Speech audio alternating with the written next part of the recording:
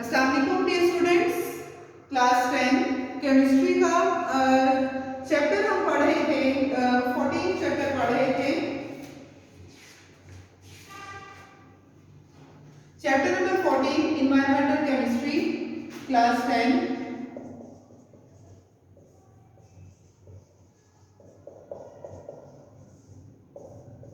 इसमें हम बेसिकली पढ़ रहे थे कि प्राइमरी पोल्यूटेंट्स और सेकेंडरी पोल्यूटेंट्स के बारे में। प्राइमरी पोल्यूटेंट्स में हमने पढ़ा कि ऐसे पोल्यूटेंट्स हैं जो कि हवा में combustion directly by the combustion of fossil fuels जल रहे हैं, कोयल, पेट्रोलियम, नेचुरल गैस है, वोल्केनिक इरप्शन हो रही है, तो उनकी वजह से जो डायरेक्टली एयर में पोल्यूटेंट्स जा रहे हैं, हो रहे हैं, उनको हमने कहा था कि प्राइमरी पोल्यूटेंट्स हैं। उनमें हमने देखा कि प्राइमरी पोल्यूटेंट्स में कार्बन डाइऑक्साइड्स भी आ जाती हैं, कार्बन डाइऑक्साइड, कार्बन मोनोऑक्साइड, वो भी जब फ्यूल्स वगैरह जल रही है, नेचुरल गैस जल रही है, तब कार्बन डाइऑक्साइड इमिट हो रही है। जब ऑक्सीजन की कमी हो जाती है, वहां पे आग जल रही है, वहां पे कार्बन मोनोऑक्साइड इमिट हो रही है। तो उसके हमने सोर्सेज देखे। उसके बाद हमने प्राइमरी पोल्यूटेंट्स में देखा कि हमारे पास सल्फर ऑक्साइड्स भी आती हैं, oxides of sulphur, sulphur dioxide and sulphur trioxide, ये भी प्राइमरी पोल्यूटेंट्स हैं। आज हम today we are going to discuss कि ये जो प्राइमरी पोल्यूटेंट्स हैं, जो ऑक्साइड्स हैं सल्फर की, सल्फर डाइऑक्साइड और सल्फर ट्राइऑक्साइड, ये कैसे एटमॉस्फेयर में आते हैं, इनके क्या सोर्सेज हैं, कहां-कहां से ये आ रहे हैं और फिर इनके इफेक्ट्स क्या हैं। ये सल्फर डाइऑक्साइड जो है, ये सल्फर ट्राइऑक्साइड है, तो जब ये एटमॉस्फेयर में जाती है तो इसका क्या इफेक्ट होता है, क्या किस तरह से हार्मफुल है हमारे लिए या प्लांट्स के लिए, तो बिल्डिंग्स के लिए, वो हम देखते हैं।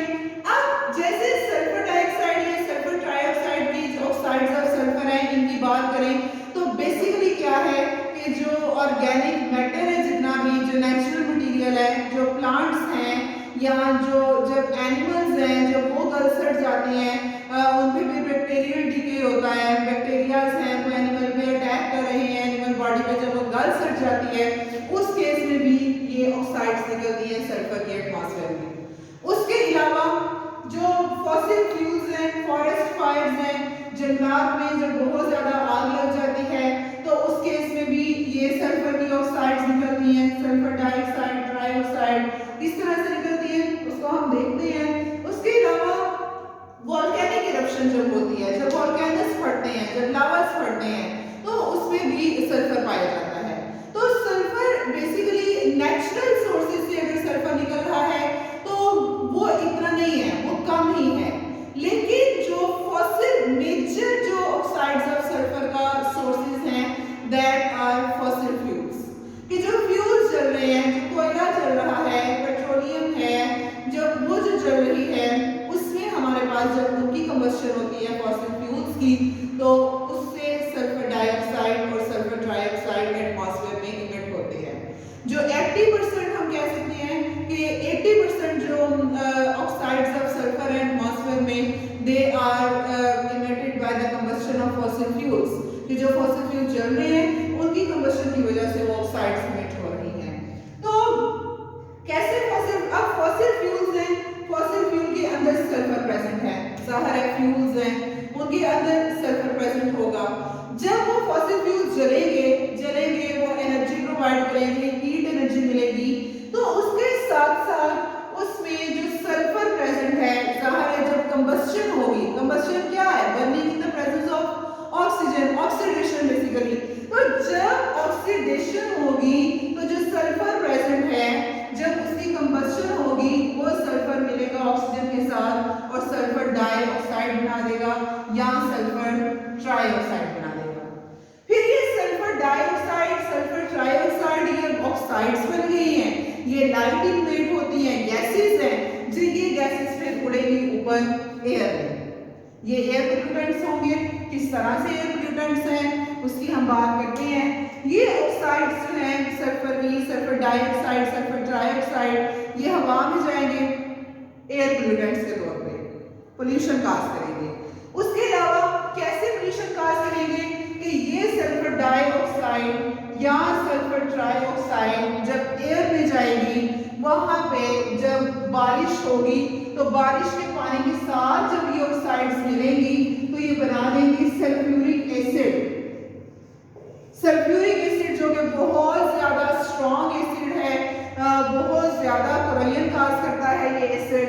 तो ये जो सल्फ्यूरिक एसिड है, जब फिर वो जो रेन होगी वो एसिड रेन जिसको हम कहते हैं, फिर वो एसिड रेन जब बिल्डिंग्स पे पड़ेगी, बिल्डिंग्स में कैल्शियम कार्बोनेट प्रेजेंट है उनके जो पत्थरों में, तो वो कैल्शियम कार्बोनेट के साथ वो एसिड मिलेगा, फिर वो उसको डिसॉल्व कर देगा। जैसे कि कहा जाता है कि जो आगरा है, आगरा की जो मॉन्यूमेंट्स हैं, जो बिल्डिंग है, उसका वो पत्थर जो है, क्योंकि due to the lot of pollution उसकी वजह से एसिड रेन हो रही है और उसका जो मार्बल है वो डिके होता जा रहा है। वो इसी वजह से हो रहा है कि जो ऑक्साइड्स है, सल्फ्यूरिक एसिड है, ये उस मार्बल के अंदर जो कैल्शियम कार्बोनेट प्रेजेंट है, ये उसके साथ जो है वो करता है, रिएक्ट करता है और फिर हमारे पास कैल्शियम सल्फेट साल्ट की फॉर्म में वो निकलते जाते हैं, ठीक है। तो इस तरह से वो डिके होते जा रहे हैं। इफेक्ट्स की बात करते हैं। सबसे पहले इफेक्ट के पहले मैं आपको ये एक्सप्लेन कर देती हूँ दोबारा कि फॉसिल फ्यूल्स हैं उनमें सल्फर पाया जा रहा है। जब वो फॉसिल फ्यूल्स जलेंगे, कंबस्शन होगी, वो सल्फर जो है ऑक्सीजन के साथ मिलेगा और वो सल्फर डाइऑक्साइड, सल्फर ट्राइऑक्साइड बना देगा। ये गैसेस हैं, लाइट इनवेट है, ये गैसेस ऊपर उड़ेंगी, एयर में चली जाएंगी। एयर में जाके जब वाटर ड्रॉपलेट्स प्रेजेंट है, मॉइस्चर प्रेजेंट है, जब बारिश होनी है तब इन्होंने वो बारिश के पानी के साथ मिलना है एयर में ही और इन्होंने सल्फ्यूरिक एसिड बना देना है, जिसको हम एसिड रेन कहते हैं। और वो एसिड रेन फिर जब गिरती है नीचे तो वो as a air pollutant act करती है, वो फिर बहुत ज्यादा हार्मफुल है। कैसे हार्मफुल है? इफेक्ट्स की बात करते हैं कि ऑक्साइड्स ऑफ सल्फर के क्या इफेक्ट्स हैं। एक तो ये इफेक्ट है कि ये जो ऑक्साइड्स हैं सल्फर की, जब एसिड रेन होगी,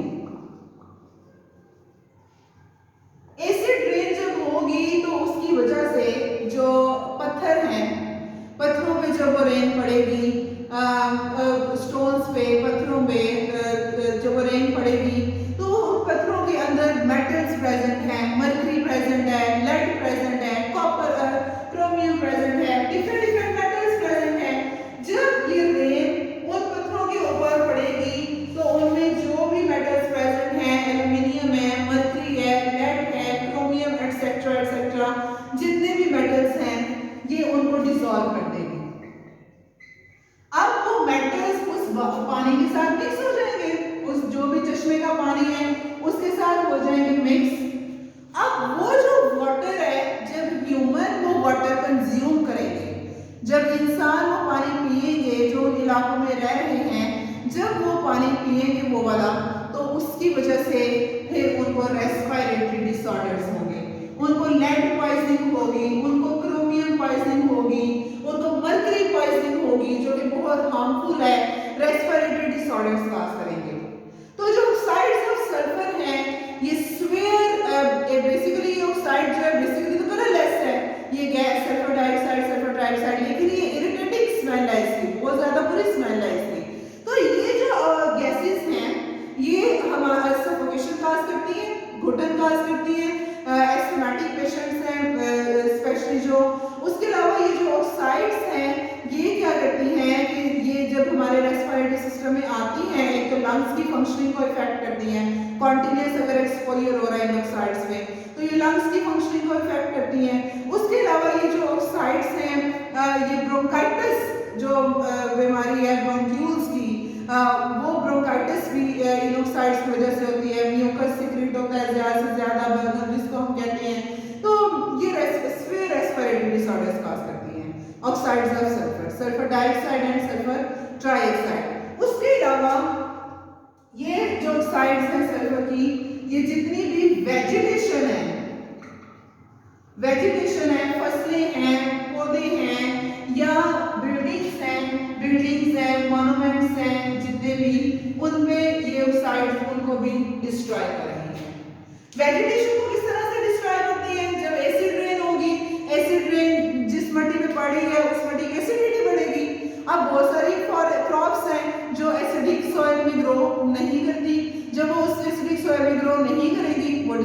हो जाएगी, वेजिटेशन डिस्ट्रॉय हो जाएगी। बिल्डिंग्स को किस तरह से डिस्ट्रॉय कर रही है, हमने पहले भी इसके बारे में डिस्कस किया है कि ये ऑक्साइड्स मिलकर एसिड रेन बनाएंगी। वो जो एसिड रेन में सल्फ्यूरिक एसिड प्रेजेंट है, वो सल्फ्यूरिक एसिड बिल्डिंग्स में जो कैल्शियम कार्बोनेट प्रेजेंट है, वो उस कैल्शियम कार्बोनेट के साथ रिएक्शन करेगा। कैल्शियम कार्बोनेट के साथ रिएक्शन करके वो जो मार्बल है वो उसको डिके करता जाएगा, खाता जाएगा ऐसा ऐसा। तो इस तरह से बिल्डिंग्स और मॉन्यूमेंट्स भी इससे डिस्ट्रॉय हो रही हैं। ये थे हमारे पास इफेक्ट्स सल्फर डाइऑक्साइड और सल्फर ट्राइऑक्साइड के, कि ये स्वेयर रेस्पिरेटरी डिसऑर्डर्स काज करते हैं, asthma, asthmatic patient specially suffocation cause कर रहे हैं, विजिंग होती है, विजिंग मतलब विजलिंग साउंड आती है जब वो सांस लेते हैं, या उसके अलावा कफिंग होती है। उसके बाद